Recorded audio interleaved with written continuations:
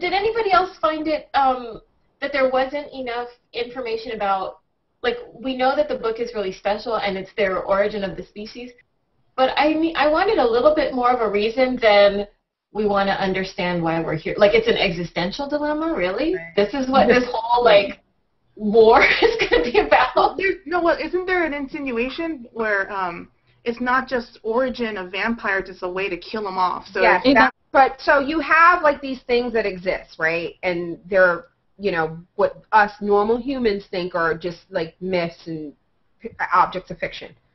And now they have this congregation whose purpose is to do what? They have two common goals. Like, number one, no one is interested in any of them getting discovered as, like, a species. Okay.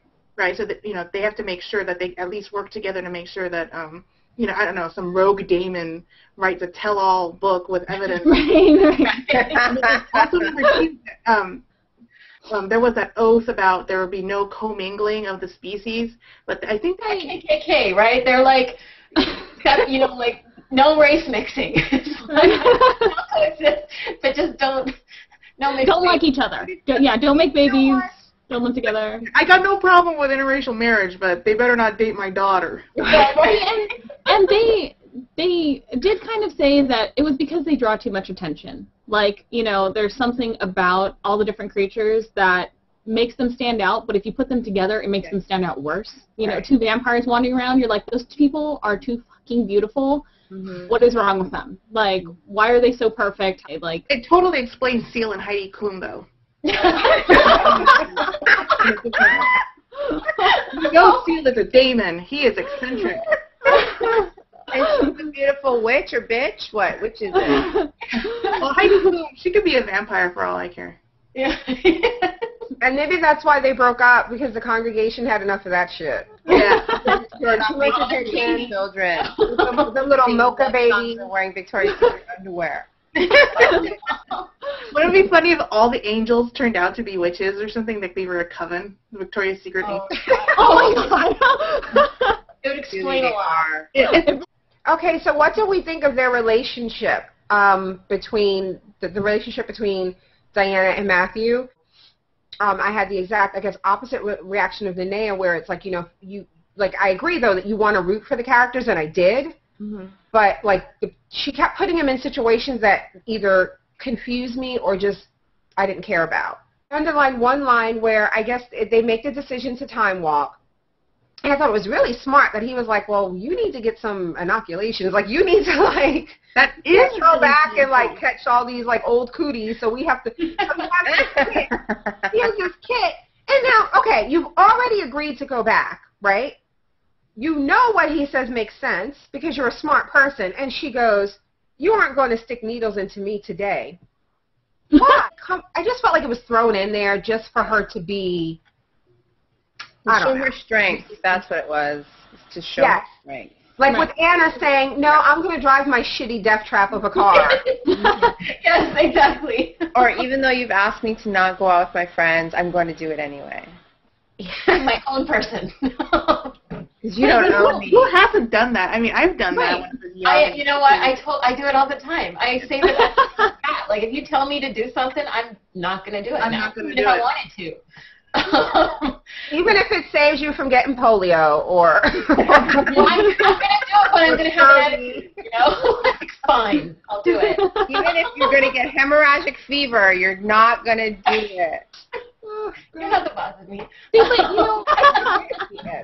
But I'm sorry, I wanted to touch on something Jessica said before I kind of briefly got disconnected. And I didn't know if everybody got an opportunity to answer my question about how they felt about the relationship between Diana and Matthew. And, you know. I bought it, and, you know, it could just be because I'm, like, really hormonal right now, so anything that has, like, you know, unresolved sexual tension, I'm going to be like, yeah, what happens next?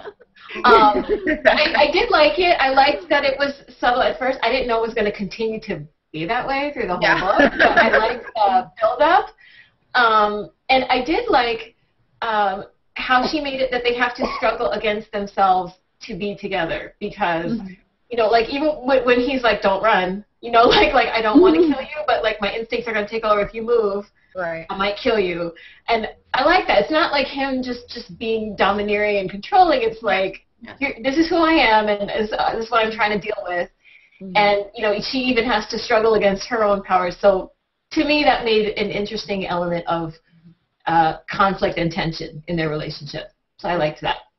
They were both powerful in different ways. It wasn't like, I feel like in a lot of books like this, the vampire is always more powerful, more intelligent, more cunning. I mean, just kind of as an overall better. But I felt like in this, they were on even playing ground. Disclaimer, I didn't actually read the Twilight books, but I pretty much know, like, all the major details. Oh, honey. You probably know all you need to know. Yeah, and I know how a lot of people found it frustrating in the beginning of, like, how, like, they would never have sex. And I thought the way she had these characters not have sex in a very believable way, you know, you really want to, you know, I wanted it more than the guy kind of thing. Yeah. It's not just, like, out of this vague sense of nobility. It's like no, he's saving her soul. It's different. I just feel like really interesting. Like, why her? You know, like it was rational and believable. Yeah, you know. Totally. I think that, and I will admit that there was one chapter that ended with them in bed where I thought they did it, and then you know, and there was one time in particular, I think when they were at at his house with his mom and stuff, I thought they did it, and then later. Right, and it was like, oh, well, we haven't consummated. And I was like, yeah, I was surprised. Back page. So define it, because to me, I had to go all the way back, because I was like, what did I miss? They had Clintonian sex, I think. And then I was mad. I don't know why. I don't know if I'm just getting, like, just dirty old lady in my old age. No, but we just read that 50 Shades of Grey, and so we're just expecting more sex now, I think. But I thought that the bundling was like, no, we're going to do everything but sex. Right. Like, this is what bundling is, honey. This isn't like we do nothing and there's a board or pillows or whatever you want to say. That, like, bundling was like, no, this is just a lot of foreplay. My next question was, going back to how she is like this uber witch, I'm wondering, if she can do all of this stuff, then where are the consequences? Like, where, you know what I mean? Like, well, I know that they put the obstacle where, you know, she has the power, but she can only access it if she really needs it. You know, it's not she wants it, she has to need it. Okay, but then that goes back to if she's in any dangerous situation, she has a need for it. If controlling witch water is going to get her out of this situation with demons. I'm sorry, I just like saying demons. I don't like I think that's how you pronounce it, actually. I think it is demons. It's demons. Oh, is it demons? I spelled it differently. I just feel like I want to read the second one. I'm excited that it's about to come out. I will buy it and read it. But I just don't want it to always be this discovery of a new power that's so convenient to this situation. Like, there was a lot of scene changes and setting changes that just kind of made it, and it seemed like the things that were going on in each new location was like a different type of book, right? Because once they got to where she was with his family, it was very romance novel-y, right? Novel-y. Right. I don't know why I did that. And then it got quirky, right? Because you've got, like, you know, the two lesbian mom witches, and one of them drinks a lot, and the house does weird shit, and it was like Harry Potter. That was the wacky part of the book, right? Like, I mean, don't get me wrong, I was happy when they left the library. I was like, yes. Oh, yes. Get out of the carols. Okay, I'm happy about that. But yeah, it was like each time there's a scene change, she started a new book. Yeah, exactly. I think it goes back to, I think it could have been paced better. Yes. And blend it. Like, you know, they say blend your eyeshadow, don't just put it on harsh lines. I wanted to blend a little bit more. Segue. We needed a segue from one part to the other. And, you know, if I were her editor, that whole first half could have been like 2 chapters. Yeah, 2 chapters. Like, that was just, it was too, I mean, and too, like, to be generous. I don't know how many days we need to see her get up and go do research and be surrounded by weird people. I mean, grow and go yoga. Well, I will say this. I will say that I spent so much time when I first started reading it researching other things. Like, I researched Bodleian Library. I researched I don't know jack about yoga, so I'm like, what's this? So I'm researching that. I researched like where in Scotland where Hamish lived. I was like looking up the you took this painter that painted his sister's painting. I'm looking, so it was fascinating me with all this information, and I was thinking to myself, bitch, it's because you don't want to read that book. That's why. See, I think that's good when you read something and it makes you want to learn about something else. But if you find yourself doing that instead of reading a book, I think there's a problem. There's a problem, right? Yeah. Put it down. I will also say to you that I don't know anything about wine, and I wanted to know why Matthew knew so much shit about wine. Well, guess what? The writer is a wine expert. Of course. Okay, but does wine, there were some ways that he would say wine tasted like things that I don't think things we want to eat should taste like.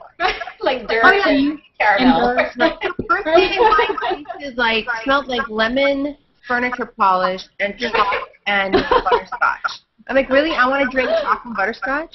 What the hell? It's just, I'm not a connoisseur. I like the cheap wine, so, you know. Wine in a It doesn't box. taste the same to me. That's what I'm saying. Like, the $2 chuck is always my favorite. Always. And the expensive stuff always tastes like crap to me. I'm just like, why did you pay $50 for this bottle of shit? Like, it just You don't like lemon polish and chalk. Right. Two things I kind of want to start doing with all of these is giving it a grade at the end. So start preparing what you would give it, like an A, B, C, D grade. And really quickly, let's cast the movie. So Diana and Matthew, just the lead. Oh, jeez. I I put you on the spot. I just thought of Thank it. you. I cast Alexander. I do this all the time, and I cast Alexander Skarsgård as Matthew. Me too. Supposed to be blonde, but he has to be like massive and tall, right? Huge, right? Right. Like, okay, Skarsgård's gonna have to, do some Captain America thing and beef up. But that's who I pick. He's Eric in True Blood. Eric in True Blood. I'm looking at the place. Oh, he's Eric. Yes. He's Eric from True Blood. Okay, got it.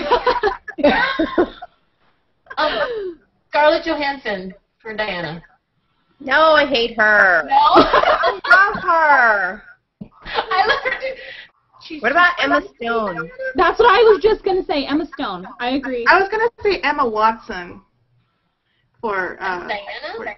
Diana. Like, cause I think Emma Watson was like assuming that she can do. Yeah, she wants to do it though. She's already been a witch. What I was thinking when I read the book that I would watch the movie because they would have to cut out all the shit that slowed the action down. Right. Yes.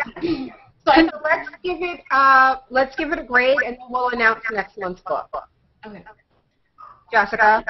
I'm I'm thinking. sorry. Let me start. I'll Sorry. start with Wendy. I would put you on the spot. I give it a C. I give it a B. I give it a B plus. I think I'm still going to go ahead and give it a B plus. I think I'm with Julie. I missed it because I got booted. Oh, So B, B, B. B plus, And B plus. or maybe I should give it an AB negative. I'm gonna give it a C. Let's come back. Okay. So next month we're going to be reading a book that I have been seeing a lot of like people checking in on Giggly and people checking in on Goodreads.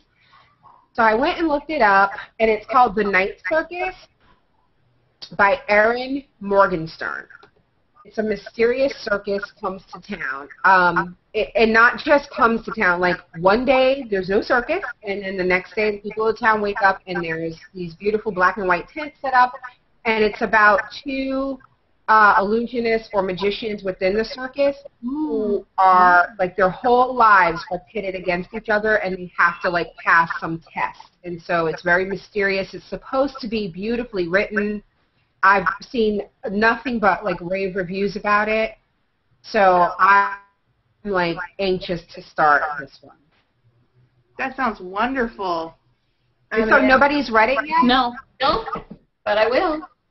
I will. Awesome. I'm down. Okay. Okay, great. So that'll be the July book, and we'll get together at the end of July to discuss it. We'll see if you guys want to participate, or if we can get some different VaginaCon contributors. Okay. We'll figure that out later, but we'll be back next month regardless to talk about the night circuit. Okay. So thanks. See you later. Bye. Thank you guys later. Bye. Bye.